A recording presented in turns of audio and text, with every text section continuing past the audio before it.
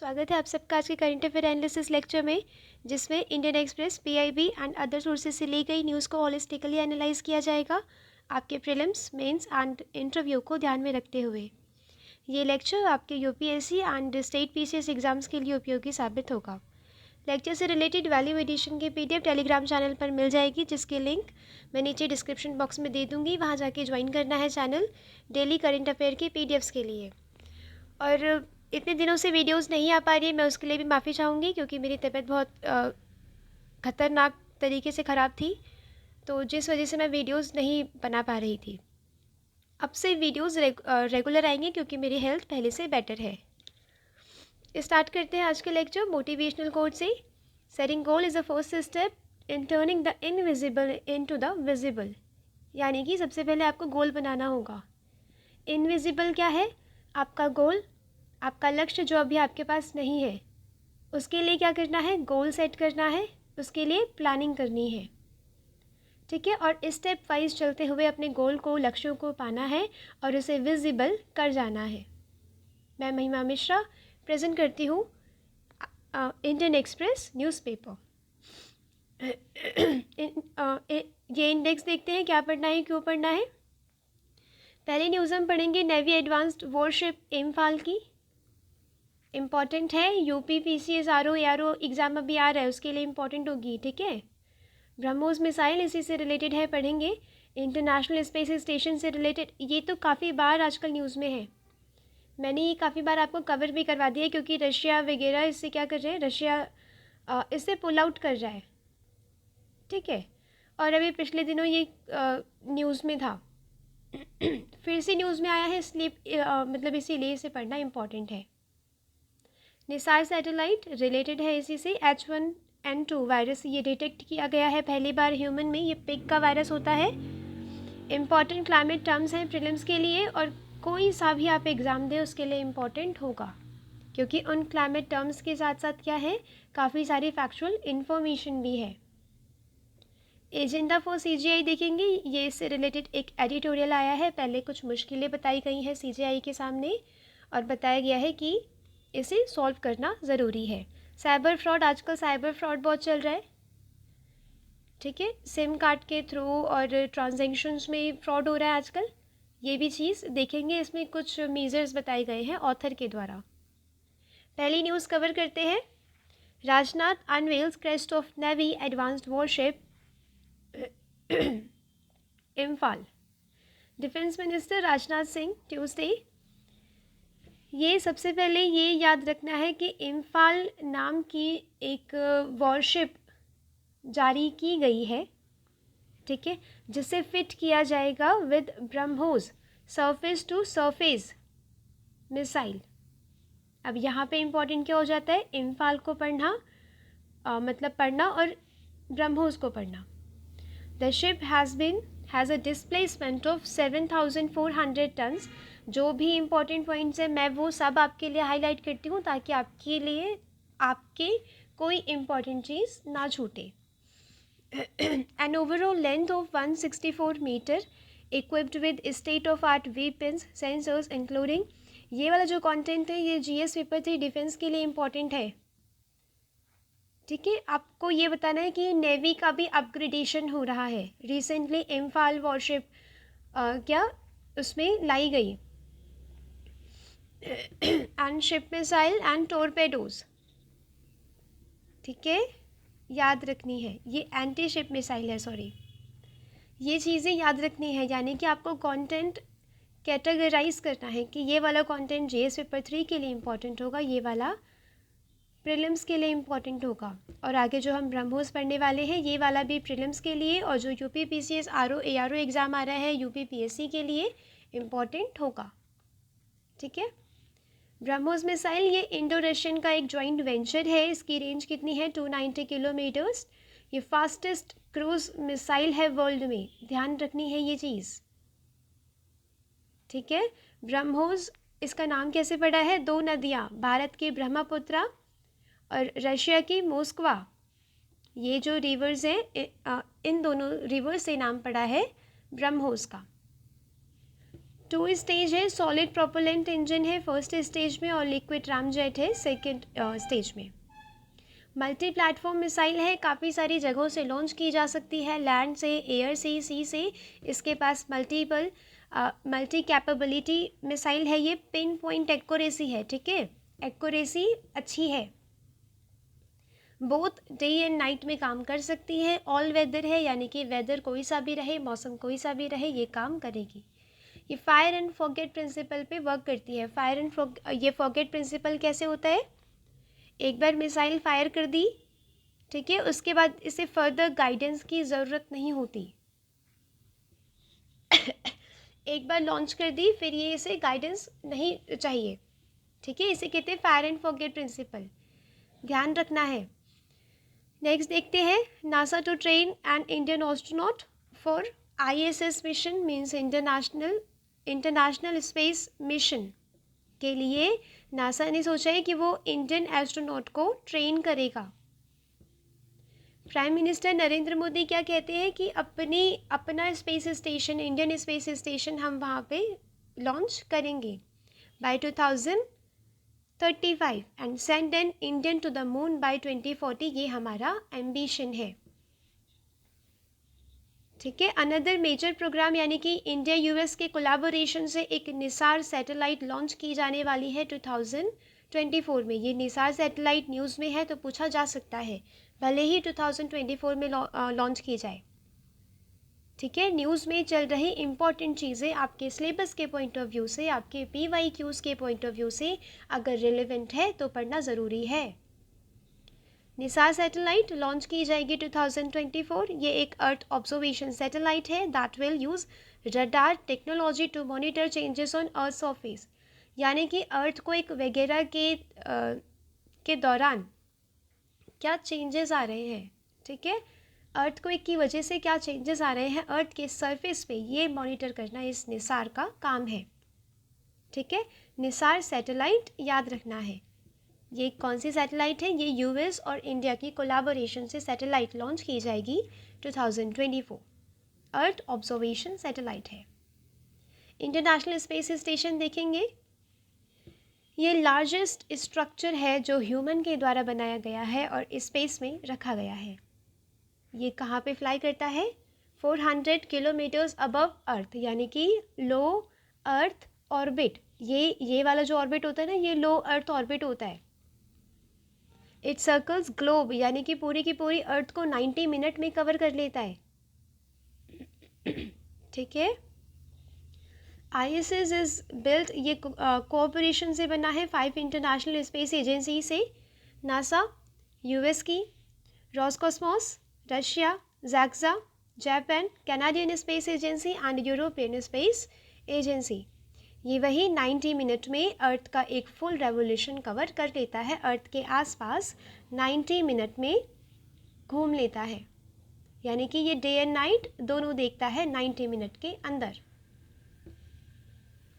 Next important news देखेंगे, first human case of flu strain similar to pig virus detected, यानी कि Britain में पहली बार ह्यूमन के अंदर एक ऐसा वायरस डिटेक्ट किया गया है जो सूअर के अंदर यानी कि पिग्स के अंदर पाया जाता है, ठीक है।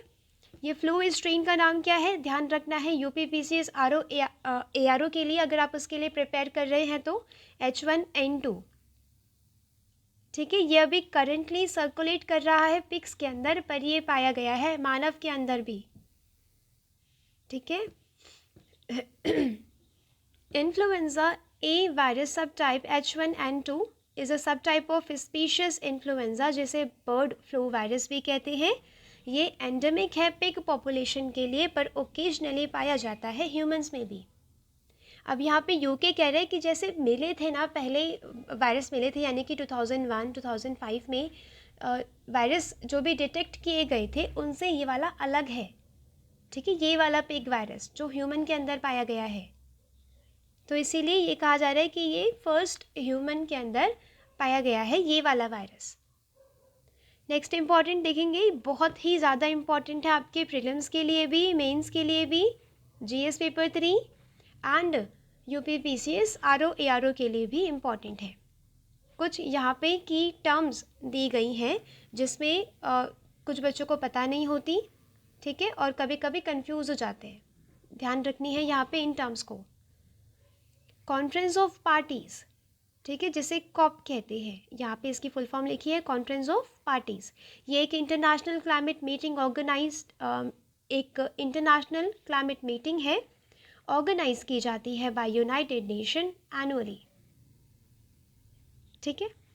पार्टीज़ टू द रेफरेंस यानी कि 197 कंट्रीज इसमें पार्टिसिपेट करती हैं, जिसने इंटरनेशनल ट्रीटी जिसे UN framework convention on climate change यानी कि UNFCCC को भी ज्वाइन किया है, ठीक है, वो वाली कंट्रीज कॉप की पार्टीज़ हैं। फाइनलाइज की गई थी Rio de Janeiro in Brazil. ये छोटे छोटे फैक्ट याद रखना ज़रूरी है।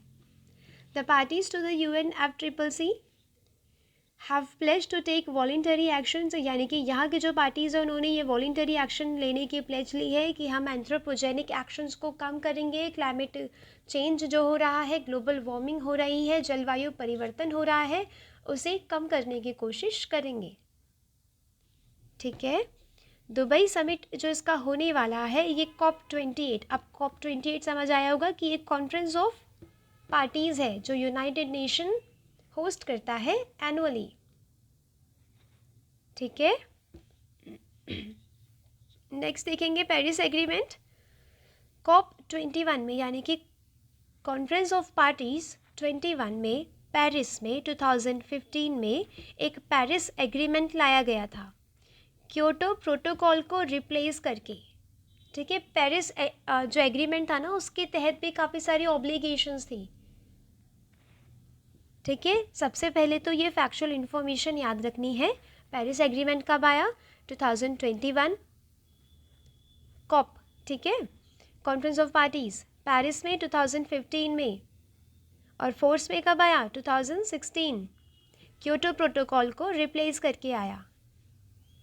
इसमें 5 डिग्री लिमिट कर दी गई। अब 5 डिग्री लिमिट में यहाँ पे ध्यान से पढ़ना है, कंफ्यूज नहीं होना है।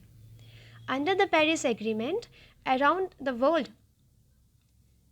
हैव टू कीप, यानी कि उन्होंने ये एग्री किया कि हम global average temperature below 2 degree Celsius रखेंगे compared with pre industrial level, यानी कि प्री इंडस्ट्रियल लेवल जब औद्योगिकरण नहीं हुआ था उसके पहले का अगर हम कंपेयर करें तो हम 2 डिग्री सेल्सियस तक रखेंगे, ठीक है, average temperature. They also have pledge to pursue, यानी कि देखिए अब जितनी डेवलपमेंट हो रही है ना, जितनी अब कंट्रीज़ की ग्रोथ हो रही है उस हिसाब से टेम्परेचर अब राइज करता जा रहा है, उसे लिमिट करने की बात की गई कि जितना प्री इंडस्ट्रियल लेवल था ना उसका सिर्फ 2%, यानी कि 2% से ज़्यादा नहीं होना चाहिए, 1.5 से भी ज़्यादा नहीं होना चाहिए, ओके, ऐसा है ये। They also have pledge to pursue efforts to limit, यानी कि हम लिमिट करेंगे 1.5 डिग्री सेल्सियस तक भी।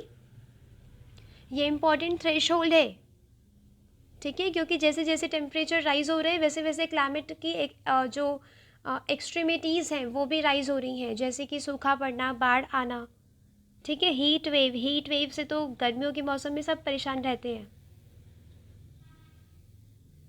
ये इसी वाली न्यूज़ का एक पार्ट था, इसी वाले जो ये एक्सप्लेन्ड न्यूज़ है उसी का एक पार्ट था, मैंने इसे 2 टुकड़ों में कर दिया, ठीक है, ताकि अच्छे से विजिबल हो जाए। With the current climate policies of the countries, यानी कि अभी मैंने लास्ट वीक आपको मैंने ये न्यूज़ पढ़ाई थी जब रिपोर्ट रिलीज़ की गई है, इमिशन गैप रिपोर्ट, ठीक है, बाय UNEP, मैंने आपको पढ़ाई थी ये चीज़, अगर आपने ध्यान से सुनी होगी या रिवाइज़ किया होगा तो आपको चीज़ें याद होंगी। इमिशन गैप रिपोर्ट कौन जारी करता है? यूनाइटेड नेशन एनवायरनमेंट प्रोग्राम, ठीक है, एनुअली निकाली जाती है ये। इसके तहत क्या बोला गया कि world is set to become warmer by at least 3 degree Celsius by the end of the century, कि हम इसी सेंचुरी में 3 डिग्री सेल्सियस को पालेंगे, यानी कि 1.5 वाली थ्रेशहोल्ड पार हो चुका, ठीक है। अगर अभी भी एक्शंस नहीं लिए गए तो टेम्परेचर बढ़ता ही चला जाएगा। नेट ज़ीरो देखेंगे यहाँ पे, also refer to carbon neutrality. इसका मतलब ये नहीं है कि हम अपने इमिशंस को पूरा का पूरा ज़ीरो कर दें या रिड्यूस कर दें। इसका मतलब क्या है कि हम जितना इमिट कर रहे हैं उतना ही इक्विवेलेंट होना चाहिए जितना हम एटमॉस्फेयर से कार्बन को रिड्यूस कर रहे हैं या रिमूव कर रहे हैं। ठीक है। It is a state in which a countries emission is equal to the, हम जितना वहाँ से ग्रीन हाउस गैसेस को रिमूव कर रहे हैं एटमॉस्फेयर से। ठीक है। ये रिमूव किया जा सकता है by creating more carbon sinks, जो कार्बन को सिंक करता है। ठीक है, जैसे फॉरेस्ट, या बाय इम्प्लीमेंटिंग फ्यूचरिस्टिक टेक्नोलॉजीज जैसे कि कार्बन डाइऑक्साइड रिमूवल। हम कार्बन डाइऑक्साइड रिमूवल से रिलेटेड एक टेक्नोलॉजी है उसमें अगर इन्वेस्ट कर रहे हैं, इसका मतलब क्या है कि हम कार्बन को एटमॉस्फेयर से हटाएंगे। ठीक है, नेट ज़ीरो में कंफ्यूज नहीं होना। नेट ज़ीरो का मतलब ज़ीरो कार्बन डाइऑक्साइड नहीं होता, बट हम जितनी इमिट कर रहे हैं उतनी ही हमें रिमूव कर देनी है एटमॉस्फेयर से। ठीक है। इन 2018 inter governmental panel on climate change marked 2050 deadline बना दी गई है कंट्रीज़ के लिए कि आपको नेट ज़ीरो होना है अगर हमें ग्लोबल वार्मिंग को लिमिट करना है 1.5 डिग्री सेल्सियस पे। तो ठीक है, इसके लिए क्या करना है, नेट ज़ीरो हमें अचीव करना है बाय 2050। हमारा टारगेट कब तक का है, 2070। इंडिया का टारगेट है 2070। नेशनली डिटरमाइंड कंट्रीब्यूशन देखते हैं। The Paris agreement requires each country, ठीक है, अपनी अपनी कंट्री से खुद नेशनली डिटरमाइंड कॉन्ट्रीब्यूशन होनी चाहिए कि आप कितना देंगे, यानी कि जो इम्पैक्ट हो रहे हैं क्लाइमेट चेंज से रिलेटेड, उससे डील करने के लिए आप कितनी मनी देंगे। ठीक है, इसे नेशनली डिटरमाइंड कॉन्ट्रीब्यूशन यानी कि योगदान कहा जाता है। Next important, loss and damage fund. ये इससे कोई रिलेटेड टर्म तो नहीं है, बट ये लॉस एंड डैमेज फंड बहुत इंपॉर्टेंट है, बनाया गया था पिछले साल COP27 में। ठीक है, इसका मेन मकसद क्या था, main to provide financial help to countries struck by climate distress यानी कि डिजास्टर्स। ठीक है, जो क्लाइमेट डिस्ट्रेस फील कर रही हैं कंट्रीज, जैसे कि फ्लड आ रहा है काफ़ी, ठीक है, सूखा पड़ रहा है, तो उन कंट्रीज़ को क्या देना, फाइनेंशियली हेल्प करना, इस फंड का मकसद है। लॉस एंड डैमेज फंड यह भी खाली है। ओके, अभी इसमें कोई रीसेंट डेवलपमेंट नहीं हुई है। नेक्स्ट इम्पॉर्टेंट देखेंगे, यहाँ की जो लाइंस इम्पॉर्टेंट है मैंने वो आपके लिए हाईलाइट कर दी है। ठीक है, यहाँ पे डाटा एंड इश्यूज इम्पॉर्टेंट है। ठीक है, आपके जीएस पेपर 2 सुप्रीम कोर्ट के ऊपर अगर कोई क्वेश्चन आता है या जस्टिस के ऊपर जो केसेस पेंडिंग हैं या क्या क्या इश्यूज आजकल हमारी जुडिशरी फेस कर रही है, उसके ऊपर अगर कोई क्वेश्चन इंटरव्यू में पूछा जाता है या मेंस में पूछा जाता है तो आप ये चीज़ें नोट करेंगे। Statistics available on the National Judicial Data Grid maintained by Supreme Court, यानी कि इतने सारे केसेस पेंडिंग है, civil and criminal cases pending है बहुत सारे कोर्ट्स में हमारे इंडिया में। ठीक है, थोड़ा बहुत आप डाटा याद रखेंगे। ठीक है, सुप्रीम कोर्ट के पास भी बहुत सारे केसेस पेंडिंग है। द CJI एंड एवरी जज appointed under the collegium system, यानी कि दूसरी प्रॉब्लम आप दिखाएंगे, यानी कि अगर इंटरव्यू में क्वेश्चन पूछ लिया जाता है कि जुडिशरी से रिलेटेड आजकल रिसेंटली कौन कौन सी प्रॉब्लम्स आपको देखने को मिलती हैं, तो आप बोलेंगे सबसे पहले justice delayed is equal to justice denied. Okay, क्योंकि इतना डिले होता है कि 7-8 साल में सज़ा मिलती है या न्याय मिलता है। ठीक है, पहली बात तो ये नहीं होना चाहिए। दूसरी, जो केसेस पेंडिंग हैं उनका फास्ट ट्रैक कोर्ट्स के थ्रू निपटारा किया जाना चाहिए ताकि सुप्रीम कोर्ट के ऊपर भी इतना बर्डन ना आए। ठीक है, जो नीचे के कोर्ट्स है वही इशू को सॉल्व कर दें। दूसरी प्रॉब्लम आप बताएंगे कि कॉलेजियम सिस्टम को ट्रांसपेरेंट नहीं बताया जा रहा है, क्योंकि उसमें क्या है, ये एक ओपेक प्रोसेस है कि हाँ कुछ जजेस मिलके जो नेक्स्ट सीजेआई है या फिर जो अदर जजेस हैं उनको अपॉइंट कर लिया जाएगा। ठीक है, ये एक पर्दे के पीछे ये वाला प्रोसेस हो रहा है जिसे पारदर्शी नहीं माना जाएगा, ट्रांसपेरेंट नहीं माना जाएगा। ठीक है, सेकेंड जज के केस में क्या बोला गया था कि कॉलेजियम सिस्टम के थ्रू अपॉइंट किया जाएगा। कॉलेजियम सिस्टम मैंने आपको बहुत बार एक्सप्लेन किया है।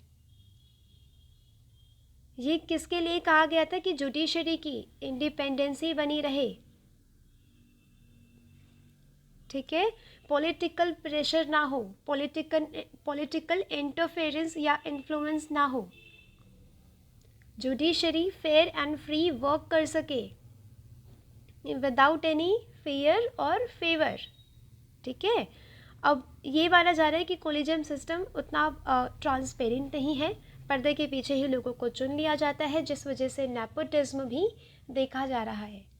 नेपोटिज्म देखा जा रहा है तो कहीं ना कहीं मेरिट को डिग्रेड किया जा रहा है। ठीक है, कि मेरिट वाले पर्सन को नहीं लेंगे, अपने चाचा भतीजा भाई जो भी होते हैं उन्हें ला दिया जाता है जजेस के रूप में। क्या ड्यूटी होनी चाहिए कि जजेस को बिल्कुल फेयर बेसिस पे, मेरिट के बेसिस पे अपॉइंट किया जाए। Most of all serious violations हो रहे हैं ह्यूमन राइट्स के। ठीक है, right to free expression and speech नहीं है। अगर पॉलिटिकल कुछ बिलीव दिखा दिया तो उसे अरेस्ट कर लिया जा रहा है। ठीक है, अगर एजिटेट किया जा रहा है कुछ अलग पॉलिटिकल आइडियोलॉजी का तो अरेस्ट कर लिया जा रहा है। हंड्रेड्स ऑफ सिटीजन्स एनकाउंटर्स में मार दिए जा रहे हैं। ठीक है, एनकाउंटर्स में मार दिए जा रहे हैं, इसका मतलब ट्रायल प्रोसेस उतना अच्छा नहीं है, यानी कि उतना ट्रांसपेरेंट नहीं है, उतना रूल ऑफ लॉ नहीं फॉलो किया जा रहा है। ओके, आप ये चीज़ें आप दिखाएंगे और बोलेंगे कि सुप्रीम कोर्ट के आसपास, मतलब सुप्रीम कोर्ट के पास और जुडिशरी के पास अब ये इतने सारे इश्यूज़ हैं जो टैकल करना ज़रूरी है अगर हम अपनी सोसाइटी में जस्ट एंड जस्टिस इस्टेब्लिश करना चाहते हैं। तो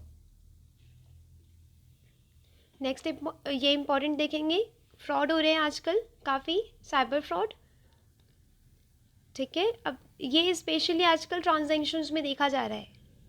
ठीक है, पैसों का यहाँ पे घपला और थोड़ा गोलमाल हो रहा है। देखेंगे since it's launch in 2016 unified payment interface UPI, आप सब वाकिफ़ हैं इस चीज़ से। ठीक है, इसने ट्रांजैक्शंस के एक लैंडस्केप को चेंज कर दिया है हमारी कंट्री में। पीर टू पीर ट्रांजैक्शंस होने लग गई हैं काफ़ी। ठीक है, लेस देन 2000, और ये कितना है, इन अक्टूबर 11.4 बिलियन ट्रांजैक्शंस हुई थी। कितनी, 17.5 लाख करोड़। इसका मतलब क्या है, ये 2000 से नीचे वाली ट्रांजैक्शंस करने वाले लोग कितने ज़्यादा हैं। ठीक है, अब ये इसका इतना वाइडली यूज़ किया जा रहा है, इसका यूज़ करने का चलन इतना बढ़ गया है, साइबर फ्रॉड भी बढ़ गए। ठीक है, रिजर्व बैंक ऑफ इंडिया की एनुअल रिपोर्ट है 2022 टू 23 6,659 डिजिटल फ्रॉड्स के केसेस सुनने को मिले हैं, अमाउंटिंग टू 276 करोड़ रुपीस। ठीक है, डिजिटल फ्रॉड पे क्वेश्चन आ सकता है जीएस पेपर 3 में, क्योंकि ये इंटरनल सिक्योरिटी का भी पार्ट है, इकोनॉमी का भी पार्ट है। ठीक है,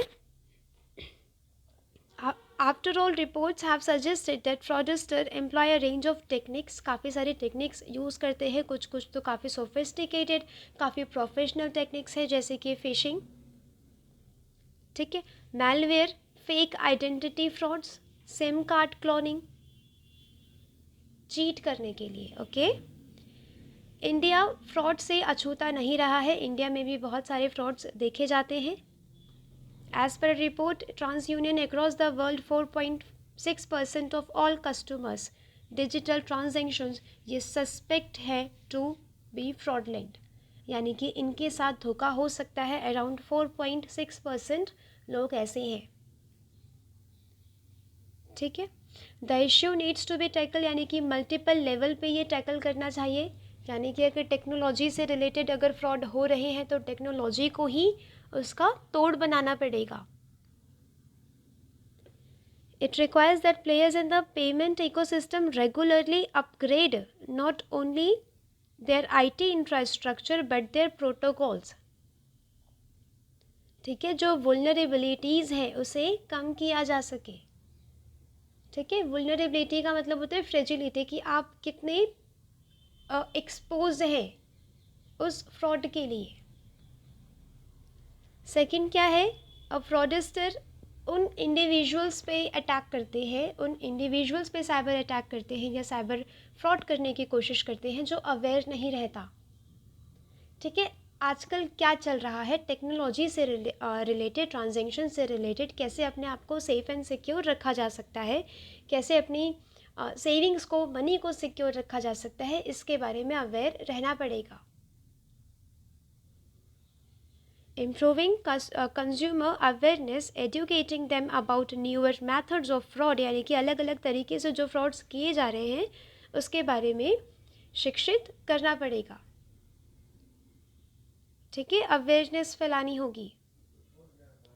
एक बैलेंस क्रिएट करना पड़ेगा, minimal frictions in the payment system, क्योंकि अगर पेमेंट सिस्टम में फ्रॉड आ रहे हैं तो सरकार सोचेगी कि हम कुछ फ्रिक्शंस, कुछ बैरियर्स क्रिएट कर दें कि हाँ एक दिन में सिर्फ इतने ट्रांसफ़र हो सकते हैं, सिर्फ इतने लोगों को ट्रांसफ़र हो सकते हैं।